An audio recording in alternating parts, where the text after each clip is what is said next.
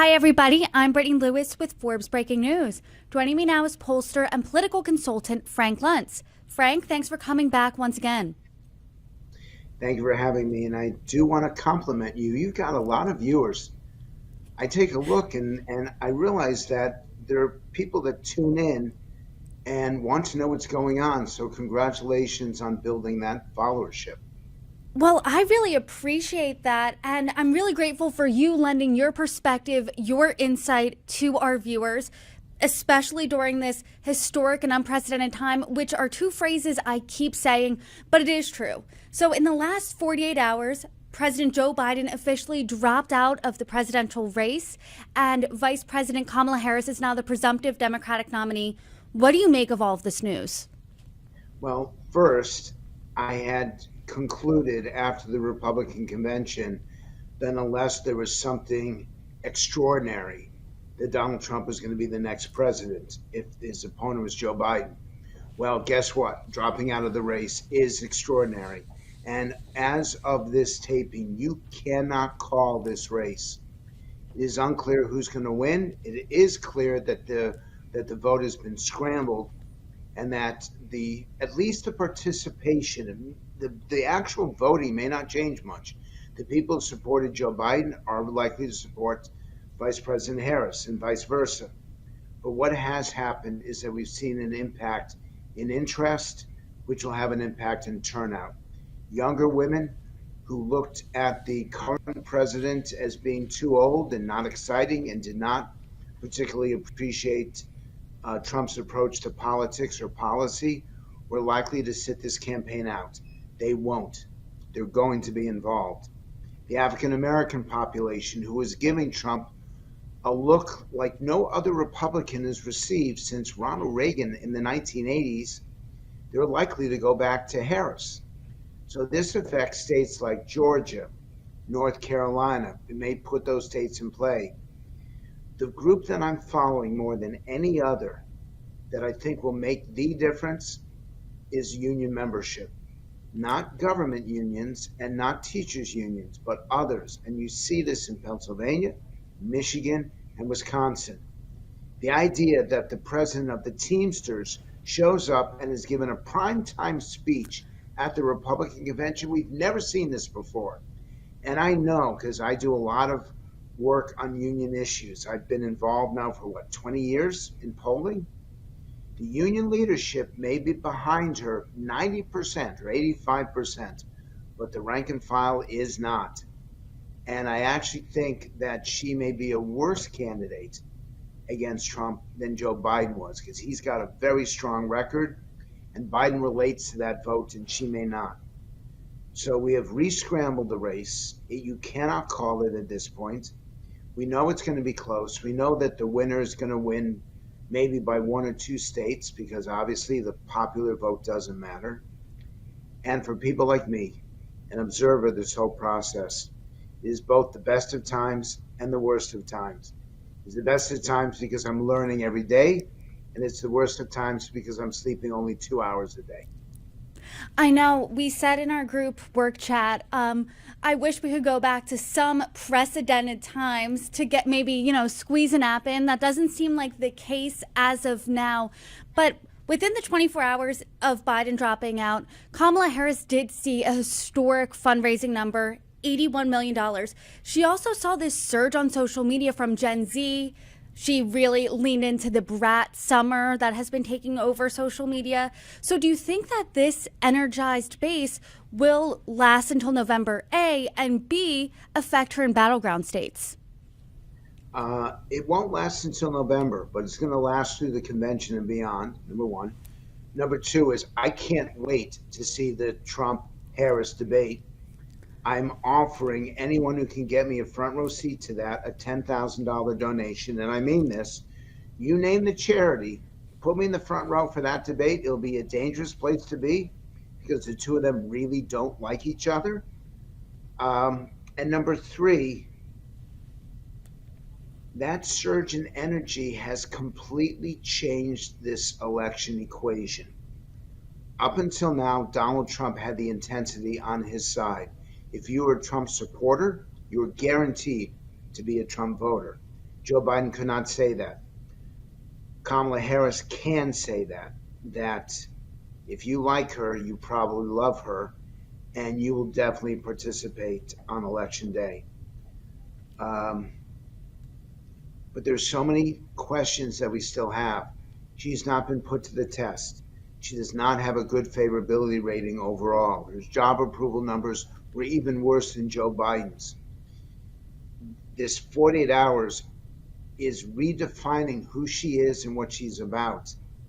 But go back 72 hours, and those were not, frankly, those are not electable numbers. And so things are changing every hour of every day. And I know that this interview that we do is relevant for right now, but I'm afraid to see it 7 days from now because things could have completely changed between now and then. To your point, throughout Biden's entire presidency, her approval ratings have trailed him largely. And aside from President Biden's concern about age and mental acuity, does she inherit the problems from his campaign, i.e. the border, i.e. inflation? And how does she distance herself from them in this campaign because she only has a few months left? It'll be almost impossible for her to distance herself on the immigration issue because that was actually her responsibility. And you can be sure that Trump's going to be running ads of Joe Biden saying, this is my immigration czar. This is the person responsible for it. And then you're going to see on the right side of the screen at night all these illegal entries and the chaos on the border. She's going to have to own that. I don't see her being able to run away from it. That aside, she's going to have an advantage that Biden did not have, which is among younger women and the abortion issue and abortion rights. She was outspoken in that, and I think that that's going to help her. Generation of voters who prioritizes the abortion issue and shares her point of view. While it will turn off older voters who don't, they're not voting for her anyway. So the plus is abortion, the minus is immigration, and everything else will be whatever she says and does in the months to follow. If we take a stroll down memory lane and think about 2019 and the 2020 election, Kamala Harris dropped out of the presidential race before Iowa. So what do you think were her biggest mistakes of that campaign, and what does she need to switch because she does not have much runway left? Okay, I need to give you credit for this, which is that I've been on a number of shows and almost all the interviewers who've asked me these questions have forgotten or choose to forget 2019. It was a disaster for her. She raised tens of millions of dollars. She made a splash in the first debate by attacking Biden and trying to racialize the election. It's the only way you can call it because it was on the issue of busing and suggesting that Joe Biden didn't care about little black children. Everyone's forgotten that she didn't even make it to January. That Democrats, the people who were supposed to respond to that message, did not. And that her polling numbers, she's been the most unpopular vice president since Dan Quayle. And that's almost 40 years ago. So yeah, she does have a bad track record. I do understand that most Americans forget, and that 4 years ago was a long time. But you can be sure that the Republicans and Trump are going to be reminding people of what they disliked about Harris. I just don't want to get trapped in the idea that just because she failed then, she's going to succeed now. I'm sorry, that she's going to fail now. And just because she's the flavor of the month right now doesn't mean that she won't fall into the same trap that she did in 2019. This is a very relevant conversation to have, but it's not happening on other news sources, and I'm glad that you raised it because it's important. I've seen some of the initial polling, and she is getting Joe Biden's vote plus a percent, but that's still not enough for her to win. But I'm also seeing the fundraising, the social media, the people signing up to join her campaign, and I'm looking at this and thinking, wow, this is something we've never seen before. So you got both sides of the argument, and that viewers and people who are involved in this process deserve to hear both perspectives.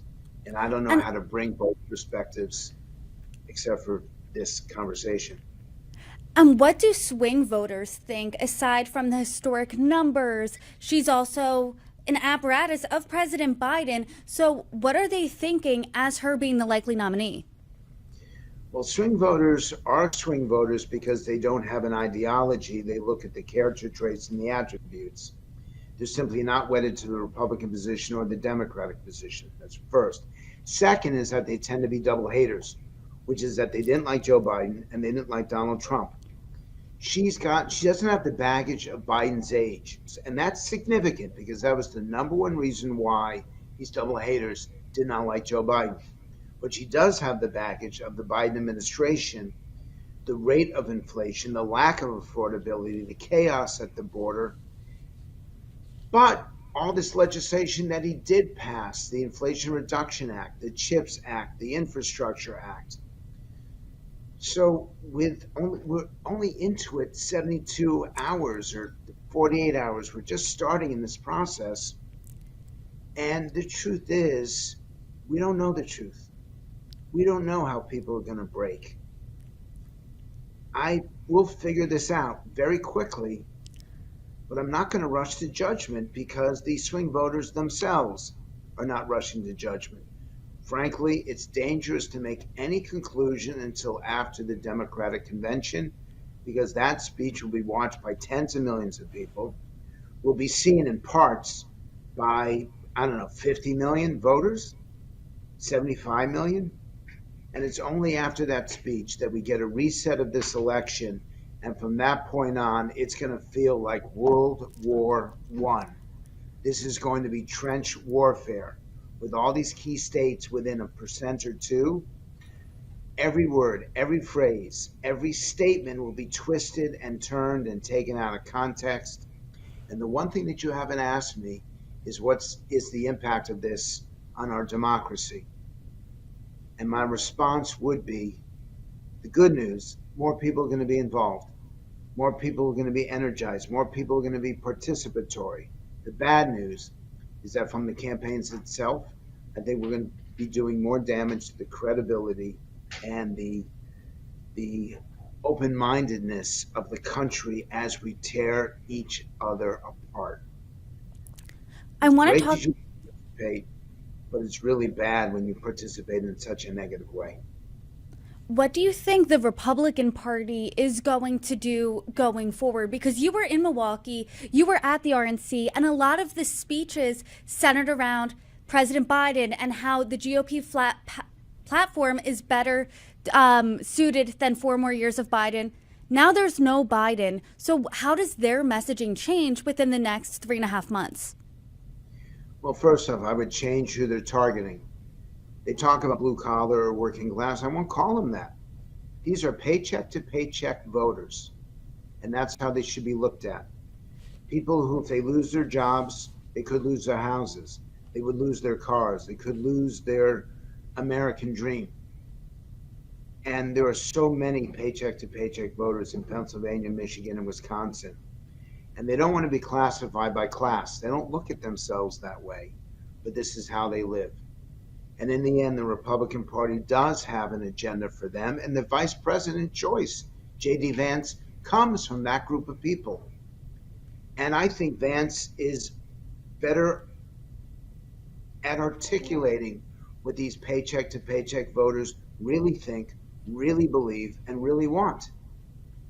On the other hand, Harris offers these voters a brand new approach to governing and a brand new look at what the Democratic Party really stands for. But we're still not going to know that until the convention itself. I was shocked at how many people of color addressed the GOP convention. I was shocked at how many non-politicians were invited to participate and how open the Republican Party was towards union membership, towards the rank and file. This is not a Republican Party I remember. This is not a Republican Party I'm familiar with. this is a Republican Party that for the first time wasn't drawing a line at roughly 46% of the vote. They were drawing a line at a majority. It looked and felt and sounded much more American than anything that I've seen since Ronald Reagan in the 1980s. If that's enough, we don't know. That still may not be enough, and it may be too new to too many people. But it was a very successful convention. Donald Trump had a very, very well-written 45-minute speech, and then he blew it by using ad-libbing and jumping in and saying the stuff that belied his commitment to unity. And I don't even know if he hears it. I don't even know if he recognizes that when you make attacks against Nancy Pelosi, when you do the ad hominem that he is so well known for, that undermines his argument that this is a unified country and they're approaching America as one country. If he had stuck to his script, it would have been one of the best convention speeches of all time. He didn't. He went way too long. Our undecided voters punished him for it. And I think we're going to see the consequences of that over the coming weeks. Frank, in less than 2 weeks, we saw two historic events. One, Donald Trump survived an assassination attempt. Two, President Biden stepped out of the race. So given the seismic nature of these events, has everything we knew about the election or thought we knew about the election out the window now? Yes.